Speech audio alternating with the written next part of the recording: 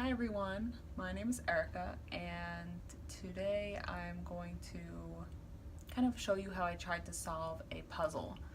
So I found this puzzle on a company's website. The company's name is Jane Street. I don't work for them, but I think it's really cool that they have puzzles on their website. I love puzzles and I think they do a new one every month. So right now I'm attempting the June 2018 puzzle.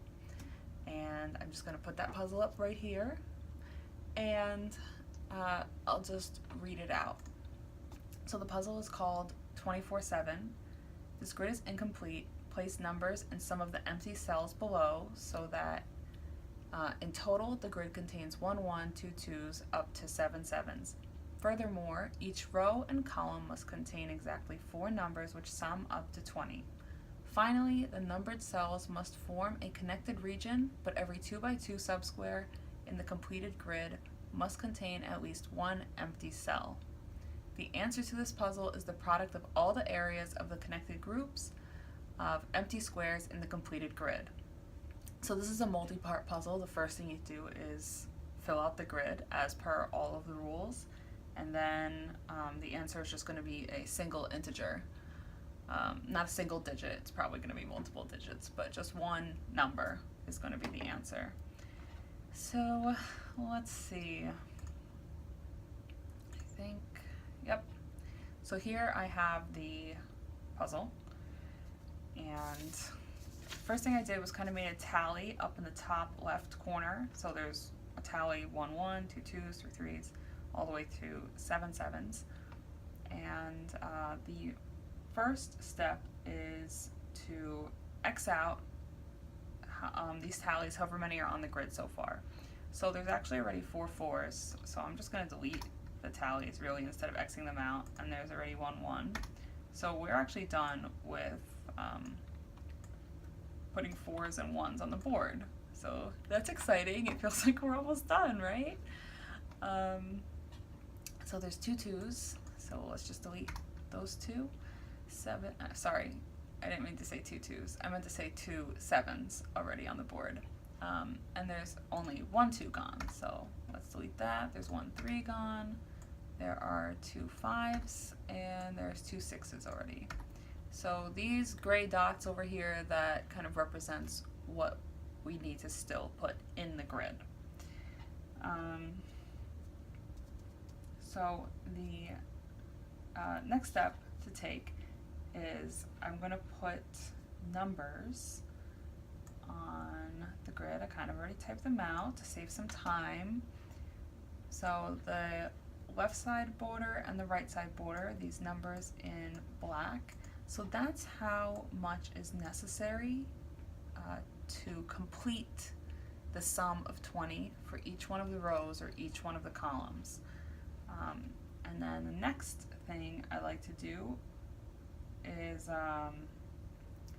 say how many numerals are still needed to be in each column in a row. So that's along the top side border and the right side border.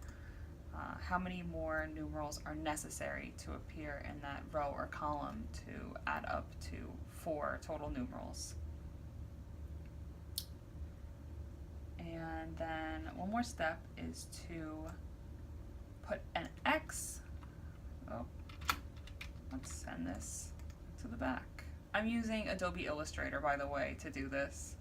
I kind of wanted to do like a Khan Academy type vibe. I don't know really what program Sal Khan uses, but I'm using Adobe Illustrator and it's working just fine for me, kind of. So let's put an X here and here. Because of that 2 by 2 subsquare rule, there needs to be at least 1 empty square. So because there's 3, there can't be a number in those places. So next I just would like to identify, and I already typed this out too, just saving some time, identify what number combinations are possible to add up to the necessary amount needed to reach that 20 sum with the proper number of digits still needed for that respective row or column. So those numbers are kind of a rosy red, pink-ish color. I don't know how it really will appear in the final, but to me it looks red.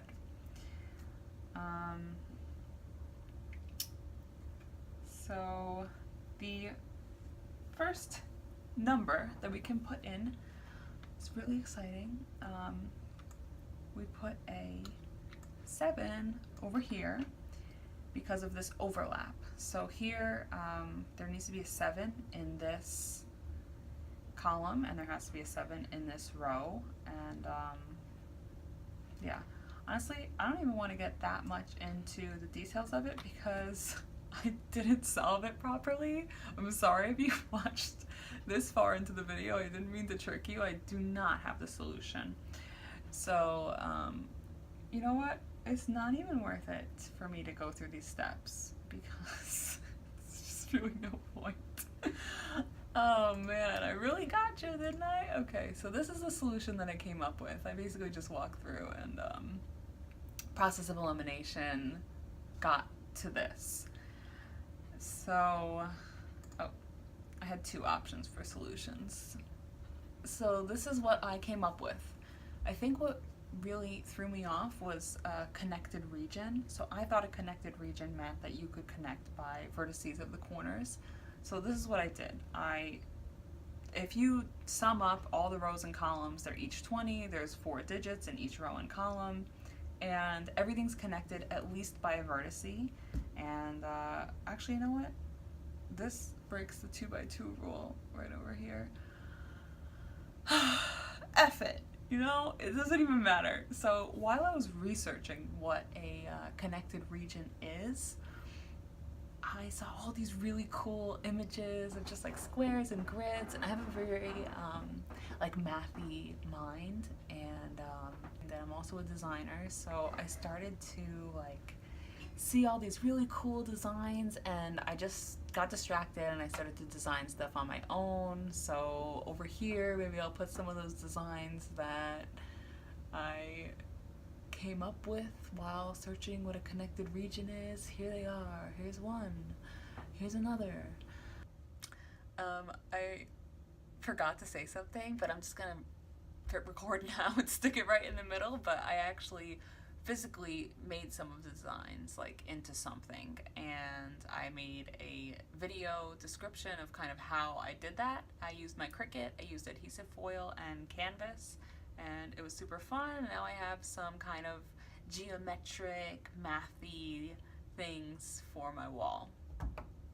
And yeah, I really love puzzles, and I really had such a good time trying to solve this. I'm embarrassed to say how long I spent trying to solve it, and I actually did submit it to Jane's Universe, Jane's World, whatever it is. I got it wrong, so maybe I'll give it another shot next month, because I'm going to be traveling for the rest of this month and I really don't have time. I have some other stuff to do. I'm a little bit less interested really in solving the puzzle and more interested in what I stand to learn from challenging myself with these puzzles. If you watched me trying to solve the puzzle, I was just like hunched over the desk, like trying things out, writing things, thinking, like just totally silent for hours. Oops, did I say hours? It didn't take me that long. Definitely didn't spend all day trying to do this puzzle. In my mind, it was like really exciting. Like I almost thought you could like make a movie out of like what was going on in my mind while I was solving it. I was like, oh, and then you do this, and then you do that, and it'll be really great and really awesome. And okay. I can't wait until next month where I'm gonna try again, and it'll be fun. It'll be a good time.